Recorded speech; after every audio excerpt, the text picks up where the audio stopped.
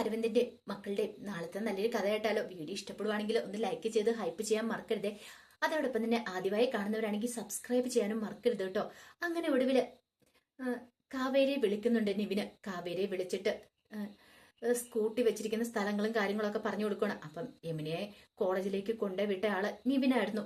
ഈ സമയത്ത് കാവേരി ഓർത്തു, സ്കൂട്ടി അതെങ്ങനെ ശരിയാവും? കാരണം രാവിലെ സ്കൂട്ടി എടുത്തോണ്ട് പോയ ആള് യമുനയാണ്. ഇപ്പോഴാണ് വിളിക്കുന്നതാണെങ്കിലോ നിവിനാണ് വിളിക്കുന്നത്. ഒന്നും മനസ്സിലായില്ല കാവേരിക്ക്. കാവേരി പെട്ടെന്ന് തന്നെ എന്ത് ചെയ്തു, സ്കൂട്ടി ഇരിക്കുന്നിടത്തേക്ക് ചെല്ലുവാണ്.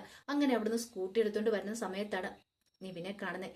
ഈ സമയത്ത് നിവിനാണ് മൈൻഡ് ചെയ്ത കാവേരിക്ക് മുഖം കൊടുക്കാതെ മുഖം തിരിച്ചു പോകാൻ തുടങ്ങുമ്പോഴത്തേന് കാവേരി നിവിനെ വിളിച്ചു. നിവിനെ വിളിച്ചിട്ട് നിൽക്കാൻ പറയാണ്. ആ സമയത്ത് നിവിന് നല്ല ടെൻഷൻ ഉണ്ട്. കാരണം കാവേരിയുടെ മുഖത്ത് വെക്കാൻ എന്തോ ഒരു മടിയാണ് നിവിന്റെ മനസ്സിൽ.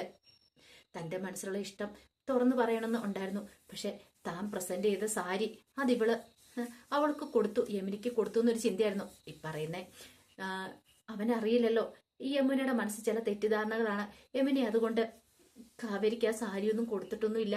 അത് തന്റെ സ്വന്തമാക്കി എടുക്കുമായിരുന്നു. അതുപോലെ തന്നെ നിവിന് തന്നോട് പ്രേമമാണെന്ന് തെറ്റിദ്ധരിച്ചിരിക്കുക എന്നുള്ള കാര്യങ്ങളൊക്കെ. അങ്ങനെ നിവിനെ വിളിച്ചിട്ട് നിവിന്റെ അടുത്ത് ചിന്തിച്ചു, അല്ല ഈ സ്കൂട്ടിയുടെ കാര്യം എങ്ങനെയാ? നിവിന് മനസ്സിലായെന്ന് ചോദിച്ചു. അല്ല യമുന ഈ സ്കൂട്ടി ഇവിടെ വെച്ചിട്ട് പോയത് എന്താന്ന് ചോദിച്ചു. അതെങ്ങനെ നിവിന് അറിയാവുന്നതെന്ന് ചോദിച്ചു. അത് യമുന രാവിലെ കോളേജിലേക്ക് പോകുന്ന സമയത്ത് ആ വിശാലും കൂട്ടരും അവളെ ഫോളോ ചെയ്തു. കൃത്യസമയത്ത് ഞാൻ വന്നതുകൊണ്ടാ അവളെ രക്ഷപ്പെടുത്തിയെന്ന് പറഞ്ഞു. അത് കേട്ടപ്പോൾ ഒരു സംശയത്തോടു കൂടി കാവേരി ഇങ്ങനെ നിവിനെ നോക്കി. എന്നിട്ട് ചോദിച്ചു, അല്ല നിവിൻ എങ്ങനെയായിരുന്നു അറിയാവുന്നേ? വിശാലും കൂട്ടർ കൃത്യസമയത്ത് തന്നെ അവിടെ എത്തുന്നു എങ്ങനെയൊക്കെ? അത് എനിക്ക് ഒരു ഉൾവിളി ഉണ്ടായി, യമുനയുടെ ജീവൻ ആപത്താണ്, അതുകൊണ്ട് അവളെ രക്ഷിക്കണമെന്ന്. അതുകൊണ്ട് കൃത്യസമയത്ത് തന്നെ അവിടെ എത്തിയെന്ന് പറഞ്ഞു. കാവേരിക്ക് എന്തോ അതത്ര വിശ്വാസമായിട്ട് തോന്നിയില്ല. കാവേരി നിവിനെ ഒന്ന് നോക്കുവാണ്. പെട്ടെന്ന് കാവേരി ചോദിച്ചു, അല്ല നിവിനെ ഇന്നലെ രാത്രി നിവിൻ എന്നെ വിളിച്ചിട്ടുണ്ടായിരുന്നു എന്ന് ചോദിച്ചു. പെട്ടെന്ന് നിവിന് ഒരു നിമിഷം നിശബ്ദനായി. എന്താ മറുപടി പറയേണ്ടെന്ന് തരത്തില്ല. അല്ല എന്തിനാ വിളിച്ചെന്ന് ചോദിച്ചു. അത് പിന്നെ ഞാന് എന്തോ ഒരു കാര്യം പറയാൻ വേണ്ടി വിളിച്ച. പിന്നെ പെട്ടെന്ന് ഫോൺ സ്വിച്ച് ഓഫ് ആയി പോയതുകൊണ്ട് ഞാൻ കരുതി കാവേരി കടന്ന് ഉറങ്ങി കാണുമായിരിക്കുന്നു. അത് കേട്ടപ്പോൾ കാവേരി പറഞ്ഞു, അതെ ഫോൺ എൻ്റെ കയ്യിൽ ഉണ്ടായിരുന്നില്ല, യമുനയുടെ അടുത്തായിരുന്നു ഫോൺ ഉണ്ടായിരുന്നേ, അതുകൊണ്ടാണ് ഞാൻ കോൾ എടുക്കാതിരുന്നേ. പിന്നെ ഞാൻ രാവിലെ വിളിച്ചു കഴിഞ്ഞിട്ട് നിവിൻ കോളും അറ്റൻഡ് ചെയ്തില്ലോ എന്ന് പറഞ്ഞു. അത് പിന്നെ ഞാൻ കുറച്ച് തിരക്കിലായിരുന്നു. എങ്കിൽ ശരി ഞാൻ പോട്ടെ എന്ന് പറഞ്ഞിട്ട് നിവിൻ പെട്ടെന്ന് അങ്ങോട്ട് പോയി. കാവേരിക്ക് സംശയമായി. നിവിൻ എന്തോ ഒരു ബുദ്ധിമുട്ടുള്ള പോലെ, എന്തൊക്കെയോ മറയ്ക്കാൻ ശ്രമിക്കുന്ന പോലെ. ഇനിയിപ്പം യമുനയ്ക്ക് നിവിന് സാരി പ്രസന്റ് ചെയ്തു. അപ്പൊ കാവേരിയുടെ മനസ്സിൽ അങ്ങനെ ചില ടെൻഷനും കാര്യങ്ങളൊക്കെ ഉണ്ടാകുന്നുണ്ട്. ഒരു പക്ഷേ നിവിന് യമുനെ ഇഷ്ടമായിരിക്കോ, അതുകൊണ്ടായിരിക്കോ അവൾക്ക് സാരി പ്രസന്റ് ചെയ്തേ. അത് അപകടമാണ്. കാരണം ഒരു കാരണവശാലും വീട്ടിൽ അമ്മയൊന്നും സമ്മതിക്കത്തില്ല. അത് മാത്രമല്ല ഈ പറയുന്ന രാജേശ്വരിയുടെ മോനാണ് നിവിന്. അത് അങ്ങനെ ഒരു ബന്ധം ഒരിക്കലും ഉണ്ടാകാൻ പാടില്ല എന്നൊക്കെ ഒരു ചിന്തയും കാവേരിയുടെ മനസ്സിലുണ്ടായിരുന്നു. അന്ന് താനുമായിട്ട് അടുപ്പത്തിലാന്നൊക്കെ പറഞ്ഞുകൊണ്ട് എന്തൊക്കെ പ്രശ്നങ്ങളാ വന്ന് രാജേശ്വരി വീട്ടിൽ വന്ന് ഉണ്ടാക്കിയത്. ഇനിയിപ്പം അതുപോലെ തന്നെ ഇതിന്റെ പേരിൽ എന്തൊക്കെയാ പ്രശ്നങ്ങൾ ഉണ്ടാകാൻ പോകുന്നത് എന്നൊക്കെ ഒരു ടെൻഷൻ ഉണ്ടായിരുന്നു. ഈ സമയത്ത് നിവിന് വല്ലാത്തൊരു ബുദ്ധിമുട്ടായിരുന്നു. താന് കാവേരിക്ക് പ്രസന്റ് ചെയ്ത സാരിയാണ്, അതാണ് യമുന ഉടുത്തോണ്ട് വന്നിരിക്കുന്നത്. അവളത് ഒട്ടും വിലയില്ലാതെ അവൾക്ക് കൊടുക്കാൻ കൊടുത്തു. ഇനിയിപ്പോ അവൾക്ക് തന്നോട് ഇഷ്ടമൊന്നും കാണത്തില്ലേ, താൻ മനസ്സിൽ കരുതുന്ന പോലെ ഒരു ഇഷ്ടവും കാണത്തില്ലേ? അങ്ങനെയാണെങ്കിൽ താൻ അവിടെയുള്ള ഇഷ്ടം തുറന്നു പറഞ്ഞിട്ടുണ്ടെങ്കിൽ എങ്ങനെയായിരിക്കും എന്നൊക്കെ ഒരു ചിന്തയായിരുന്നു. ഒടുവിലൊരു കാര്യം വിചാരിച്ചു, വിനീതിനെ ഒന്ന് പോയി കാണണം എന്നൊക്കെ കരുതിയിട്ട് നേരെ വിനീതിന്റെ അടുത്തേക്ക് ചെല്ലുവാണ്. അങ്ങനെ നിവിനെ കണ്ടു കഴിഞ്ഞപ്പോഴത്തേനും വിനീത് പറഞ്ഞു, നിന്നെ ഞാനൊന്ന് കാണാൻ വേണ്ടി ഇരിക്കുവായിരുന്നു പറഞ്ഞു. എന്താ കാര്യം എന്താന്ന് ചോദിച്ചു. അല്ല സത്യം പറ, കഴിഞ്ഞ ദിവസം നീ ഒരു പെണ്ണിനെയും കൂട്ടിക്കൊണ്ട് ബൈക്കിൽ പോകുന്നുണ്ടല്ലോ. പെണ്ണിനോ? അതെ, നിന്നെ ചുറ്റിപ്പിടിച്ച് ഒരു പെണ്ണ് പോകുന്നുണ്ടല്ലോ. എന്നോട് ഗംഗ ഈ കാര്യം വന്ന് പറഞ്ഞേ. അപ്പൊ ഗംഗ പറഞ്ഞിട്ടുണ്ടായിരുന്നു ഈ കാര്യങ്ങള്. നിവിനൊരു പക്ക ഫ്രോഡാണ്, അവൻ ഓരോ ദിവസം ഓരോ പെണ്ണുങ്ങളെ ബൈക്കിന് പിന്നിലെത്തി കൊണ്ടുപോകുന്നേന്നൊക്കെ. അത് കേട്ട് കഴിഞ്ഞപ്പോഴത്തേനും ഒരു നിമിഷം നിവിൻ ഇങ്ങനെ ഒന്ന് അന്താളിച്ചു. പിന്നീട് നിവിൻ പറഞ്ഞു, അതെ അത് മറ്റാരുമല്ല, അത് രാഗിണിയാന്ന് പറഞ്ഞു. രാഗിണിയോ? അതെ, ജയപാലൻ ഞങ്ങളുടെ മോള, അവള് വന്നിട്ടുണ്ടെന്ന് പറഞ്ഞു. അവളുടെ എന്റെയും കൂടെ കല്യാണം ഉറപ്പിച്ചു വെച്ചിരിക്കുക ഇരു വീട്ടുകാരും തമ്മിലോ. അത് കേട്ട് കഴിഞ്ഞപ്പോഴത്തേനും വിനീത് ചാടി എഴുന്നേറ്റു. ഈ സമയത്ത് നിവിൻ പറഞ്ഞു, എടാ നീ എനിക്കൊരു ഉപകാരം ചെയ്യണം, എങ്ങനെയെങ്കിലും കാവേരിയോട് എന്റെ ഇഷ്ടം ഒന്ന് തുറന്നു പറയണം, എനിക്ക് അവളെ അത്രയ്ക്ക് ഇഷ്ടപ്പെടാം.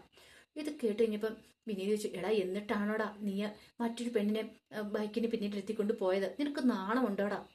ദേ ഇഷ്ടമാണെന്നും പറഞ്ഞുകൊണ്ട് എൻ്റെ അനുജത്തിയുടെ പിന്നാലെ എങ്ങനെ നീ നടന്നാണ്ടല്ലോ. എടാ നീ ഉദ്ദേശിച്ച പോലൊന്നും അല്ല കാര്യങ്ങള്. വിനീത് പറഞ്ഞ് നീ കൂടുതലൊന്നും പറയണ്ടാ. നീ എന്താ പറഞ്ഞോണ്ടിരുന്നേ? ഇതിനു മുമ്പ് നീ എന്നോട് പറഞ്ഞായിരുന്നല്ലോ കാവേരി ഇഷ്ടമാണ്, എന്തൊക്കെ സംഭവിച്ചാലും എനിക്ക് അവളെ വിവാഹം കഴിക്കാൻ ആഗ്രഹമുണ്ടെന്ന്. അന്ന് നിന്റെ അമ്മ വന്ന് വീട്ടിൽ വന്ന് എന്തൊക്കെ അനാവശ്യങ്ങളാ പറഞ്ഞതെന്നറിയാവോ? അതിന്റെ പേരിൽ എന്തൊക്കെ പ്രശ്നങ്ങളും ഉണ്ടായെന്ന് നിനക്കറിയാലോ. എന്നിട്ട് ഇപ്പം നീയും അവളും തമ്മിലുള്ള കല്യാണം ഉറപ്പിച്ചു വെച്ചിരിക്കുക രാഗിണിയായിട്ട്. എന്നിട്ട് വീണ്ടും കാവേരിയുടെ പിന്നാലെ നീ പോകാൻ തുടങ്ങിയിട്ടുണ്ടെങ്കിൽ അറിയാലോ നീ എന്തൊക്കെ പ്രശ്നങ്ങൾ ഉണ്ടാകാൻ പോകുന്നതെന്ന്. ഇത് കേട്ടപ്പോൾ നീ പറഞ്ഞു, വിനീതെ എൻ്റെ മനസ്സിൽ ഒരിക്കലും രാഗിണി ഇല്ല. അവളെ എനിക്ക് ജീവിതത്തിലേക്ക് കൂട്ടിക്കൊണ്ടുവരാൻ പറ്റില്ല. എൻ്റെ മനസ്സിൽ നിറച്ചും കാവേരിയാണ്. കാവേരിയുമായിട്ട് ഒരുമിച്ച് ജീവിക്കാനാണ് ഞാൻ ആഗ്രഹിക്കുന്നത്. മിണ്ട് നീന്നും പറഞ്ഞുകൊണ്ട് അവിടെ ഇരുന്നേ കത്രിക എടുത്ത് ഇനി ഇവൻ്റെ കോളറാണ് കുത്തിപ്പിടിച്ചിട്ട് പറഞ്ഞു, ദേ കുത്തി ഇറക്കും ഞാൻ. ഇനി പ്രേമം പ്രേമം എന്ന് പറഞ്ഞ് കാവേരിയുടെ പിന്നാലെ എങ്ങാനും ചെന്നിട്ടുണ്ടെങ്കിൽ നിന്റെ മനസ്സിലുള്ള മനസ്സിൽ തന്നെ ഇരുന്നാൽ മതി. ഇനി അവളുടെ പിന്നാലെ എങ്ങനെ നടന്നാണ്ടല്ലോ, ഇറങ്ങിപ്പോടാ അവിടുന്ന്. നിന്നെ ഒരു ഫ്രണ്ടായിട്ട് ഞാൻ കണ്ടിട്ടുണ്ടായിരുന്നേ, അറിയാലോ. നിന്നെ അത്രയ്ക്ക് ഞാൻ വിശ്വസിച്ചു. എന്നിട്ട് കണ്ട പെണ്ണുങ്ങളെയൊക്കെ ബൈക്കിന് പിന്നെ കയറ്റി. എടാ നിനക്ക് ഇഷ്ടമില്ലെങ്കിൽ ഇഷ്ടമില്ലാത്ത കാര്യം തുറന്നു പറയണം. നിനക്കൊരു പെണ്ണിന് ഇഷ്ടമുണ്ടെങ്കിൽ അത് തുറന്നു പറയുക ചെയ്യണ്ടേ. അതിന് പോലുള്ള ധൈര്യമില്ലാത്തവന് ഈ പണിക്ക് ഇറങ്ങരുത്. പറഞ്ഞു മനസ്സിലായെന്നൊക്കെ പറഞ്ഞിട്ട് വിനീത് നിവിനെ അവിടെ നിന്ന് ഇറക്കി വിടുവാണ്. അങ്ങനെ നിവിനെ താഴേക്ക് ഇറങ്ങി പോന്നിട്ട് ഇങ്ങനെ വിനീതിനെ നോക്കുകയാണ്. നിവിന് നല്ല വിഷമം ഉണ്ടായിരുന്നു. വിനീതിന്റെ ഭാഗത്തുനിന്ന് നോക്കുമ്പോൾ ശരിയാണ്. കാരണം തന്റെ വിവാഹം ഉറപ്പിച്ചു വെച്ചിരിക്കുക വീട്ടുകാര്. ആ സമയത്ത് കാവേരിയുടെ പ്രണയമാണെന്നും പറഞ്ഞിട്ട് ചെന്ന് കഴിഞ്ഞിട്ടുണ്ടെങ്കിൽ പിന്നെ ആർക്കെങ്കിലും സഹിക്കാൻ പറ്റുമോ? അത് മാത്രമല്ല ഇതുവരെയായിട്ടും കാവേരിയുടെ തുറന്നു പറഞ്ഞിട്ടില്ല. വിനീതിനും അങ്ങനെ കുറച്ചു പേർക്ക് മാത്രമേ അറിയത്തുള്ളൂ നിവിന്റെ പ്രണയത്തെക്കുറിച്ച്. അങ്ങനെ നിവിനെ ആകെപ്പാടെ ടെൻഷൻ അടിച്ചാണ് വീട്ടിലേക്ക് വരുന്നത്. വീട്ടിലേക്ക് വന്ന് ഇനിയിപ്പോൾ രാജേശ്വരി ചോദിച്ചു, നീ ഇത് എവിടെ പോയതായിരുന്നു ചോദിച്ചു. ഏയ് അതൊന്നുമില്ല, ഞാൻ പുറത്തു വരെ പോയതായിരുന്നു പറഞ്ഞു. അല്ല എന്നെ ജയബാലേട്ടൻ വിളിച്ചിട്ടുണ്ടായിരുന്നു പറഞ്ഞു. ആ അങ്കിള് വിളിച്ചിട്ടുണ്ടായിരുന്നോ? അതിപ്പോ ഞാൻ എന്ത് ചെയ്യണമെന്ന് പറഞ്ഞുകൊണ്ട് അങ്ങ് കയറി പോണം. എടാ അവിടെ നിന്ന് എനിക്ക് കുറച്ച് കാര്യങ്ങൾ സംസാരിക്കാണെന്ന് പറഞ്ഞു. എന്താ?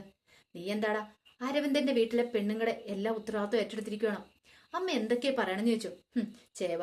ജയബാലേട്ടനെ വിളിച്ചിട്ട് പറഞ്ഞ കാര്യങ്ങളൊക്കെ ഉണ്ടല്ലോ, കേട്ടാ എനിക്ക് അർപ്പം. എടാ നിനക്ക് നാണം ഉണ്ടോടാ? അവിടെയുള്ള ആ പെണ്ണിനെ രക്ഷിക്കാന്ന് പറഞ്ഞോണ്ട് നീ എന്നെ കാണിക്കാൻ പോയതാ അല്ല?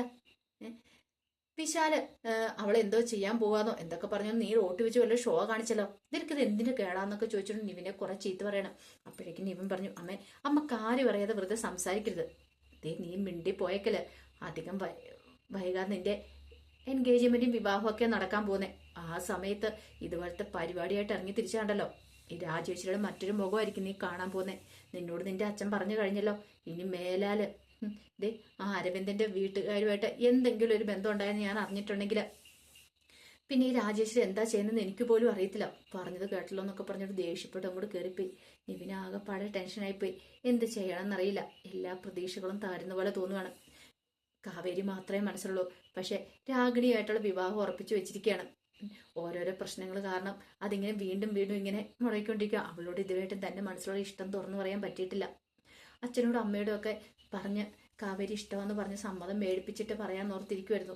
പക്ഷെ അത് പറഞ്ഞിട്ടുണ്ടെങ്കിൽ വീട്ടുകാരെങ്ങനെ എടുക്കുമെന്ന് അറിയത്തില്ല. ഒരു കാരണവശാലും സമ്മതിക്കില്ലെന്ന് മനസ്സിലായി. രാഗിണിയായിട്ടുള്ള ബന്ധം എങ്ങനെയെങ്കിലും ഒന്ന് ഇല്ലാതാക്കിയേ മതിയാവുള്ളൂ. അങ്ങനെ ചില തീരുമാനങ്ങളൊക്കെ നിവിൻ എടുക്കുന്നുണ്ട്. അപ്പം അതിൻ്റെ കഥകളൊക്കെയാണ് നമ്മൾ കാണാൻ പോകുന്നത്. ആ വിശേഷങ്ങൾക്കായി നമുക്ക് എല്ലാവർക്കും കാത്തിരിക്കാം കേട്ടോ. ഒരിക്കൽ കൂടി എല്ലാവർക്കും ശുഭരാത്രി നേർന്നുകൊണ്ട് നിർത്തുന്നു. നന്ദി.